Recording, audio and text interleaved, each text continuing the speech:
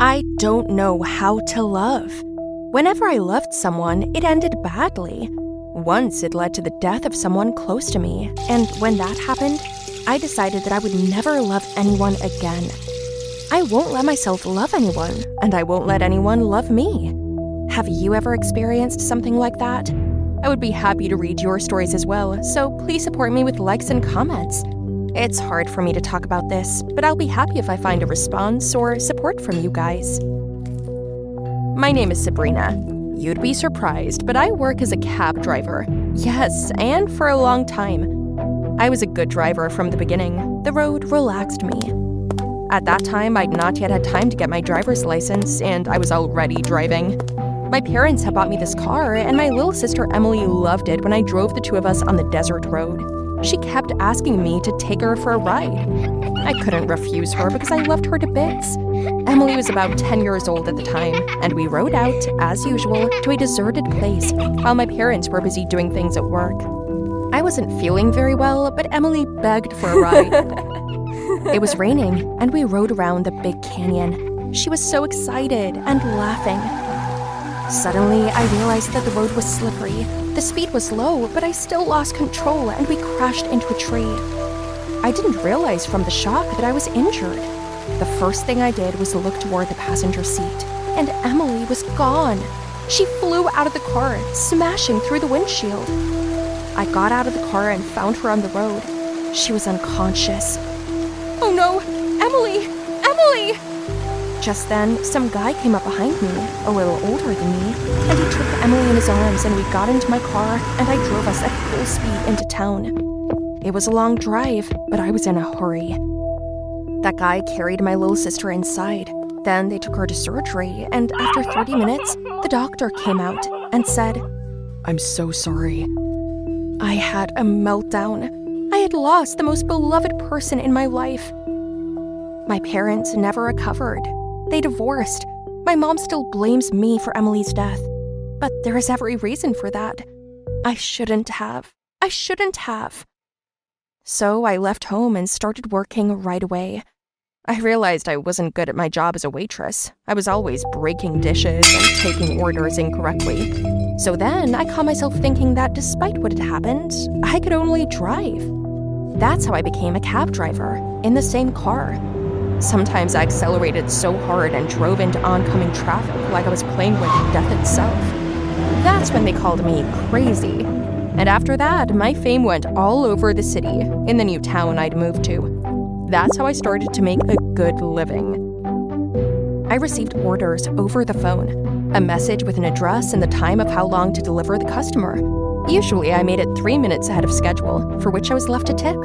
Yes, not everyone could stand it. Some then spent those 3 minutes standing in the restroom because they were seasick. I got used to it. I've driven all kinds of people.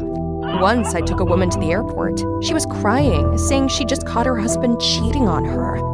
She was waiting for me to say something, but I just silently drove her. Don't you have any sympathy at all? You brought this on yourself. For what? For being in love. No one forced you to, did they? I've heard that you're cold and unflappable. That's my job. It'll be $12. Insensitive and rude girl. I'll leave a bad review about you on the internet. I'm not a psychologist, I'm a driver. I fulfilled my task, you do yours. If you like dating jerks, do what you like. I was pissed off with clients like that, but what can you do? That's the job. On the way back, I got sick. Shit, it was those seizures again. Sometimes the pain would overwhelm me and I couldn't move. It could happen at any moment, and I suffered for a long time afterward. I didn't have a prescription for strong painkillers with me, so I went straight to the hospital and found Dr. Tritt, who I already knew, who immediately gave me a massive dose. In a couple of minutes, I felt better. You can't live on painkillers all the time. Soon they'll wear off and you'll need stronger ones. Then prescribe stronger ones. You do realize this is not the norm. None of your business, Doc. Thanks. Afterward, I was driving home, and a guy ran across the road. I almost hit him. I stopped just in time. The jerk climbed up on the bridge and was about to jump off, but I'd already got out.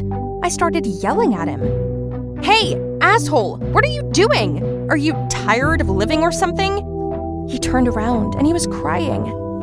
"I'm sorry, I didn't mean to make you uncomfortable." "But you did. If you don't want to live, please just leave me out of it." I turned around, got ready to get in the car, and he started yelling, "My little sister, she's sick and I can't help her." His words shook me, but I clenched my fists, went up to him, and asked, "Is she still alive?" "Yes." "Then go and save her while there's time, asshole. If you don't spare your own life, at least spare hers." I went home tired and couldn't sleep well, but 3 hours later I got a call from someone. He asked me to come right away and take him and his little sister to some doctor who was hard to get to. The doctor was about to leave, and he was their only hope. "You'll pay double," I said. I quickly picked them up and took them to the airport, and we fished out that doctor. He was getting out of his cab at the time. The guy started talking him down, and the doctor wouldn't even listen. I couldn't help but intervene. "Doc, did you take the Hippocratic Oath?" "Who are you, anyway?" "It doesn't matter. If this baby dies, her death will be on your conscience. I swear I'll print your picture on my car and drive around the world saying you killed her."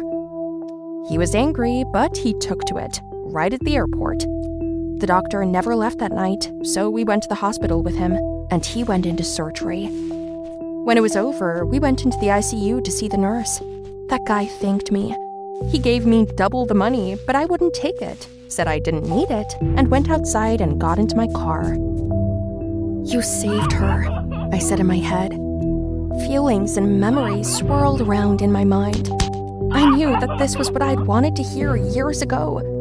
The tears rolled down, and I was beating the steering wheel of the car that had ruined my Emily, beating myself in the face for killing her.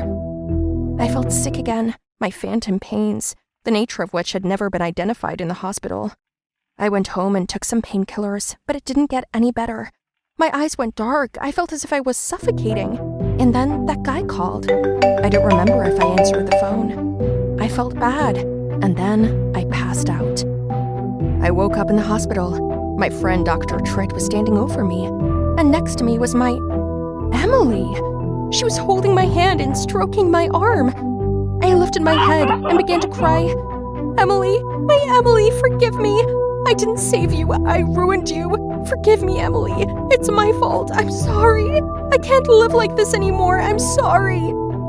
A guy came out from behind her, and I came to my senses and realized that it wasn't my little sister standing next to me, but his.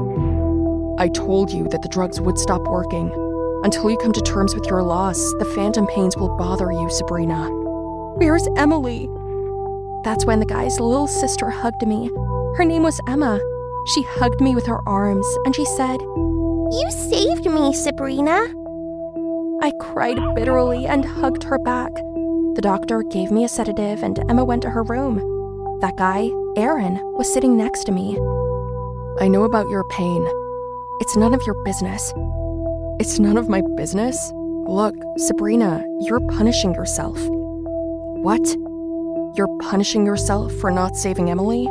She wouldn't want you to do that to yourself." "What do you know? You didn't know her. You don't know me. Who are you anyway?" "I was there with you that day." I looked at his face in horror and remembered that it was him. He was the one who had volunteered to help me. He'd been in the car with us, holding Emily in his arms the whole way, taking her to the surgery in the hospital, at the funeral, trying to support me. I didn't even know his name. No, that can't be. "I'm sorry I didn't tell you sooner." "Why? Why are you with me again?" "Because you redeemed yourself long ago. You saved my little sister. Without you, she wouldn't be in that room right now. You understand that? It's time to move on. Stop punishing yourself. You don't deserve it. There are things and situations we can't influence, and unfortunately, all we can do is accept them." His words stuck deep in my head. I was shocked.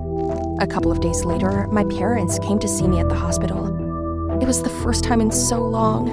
They said that they were guilty before me because they'd absolved themselves of their responsibility as adults and shifted all the blame onto me, even though they should never have done that. "I'm sorry.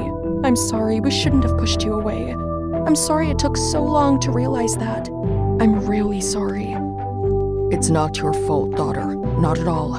We shouldn't have left you unattended. Please forgive us. They apologized and said they wanted to be there for me. They decided to live together again, and they want me to live with them. I couldn't believe my happiness. 3 weeks later, Aaron and I left Emma at home after our walk and then went to that fairy canyon. I stood there for a long time, Aaron waiting patiently. And after, I started the car and it drove down the canyon and crashed, bursting into flames. That's it. That's definitely it now. I'm going to start living my life anew without the weight of memories, without the phantom pains and guilt, without the weight and the worries. I'll just live. Wish me luck, guys. Tell me, guys, did you like my story?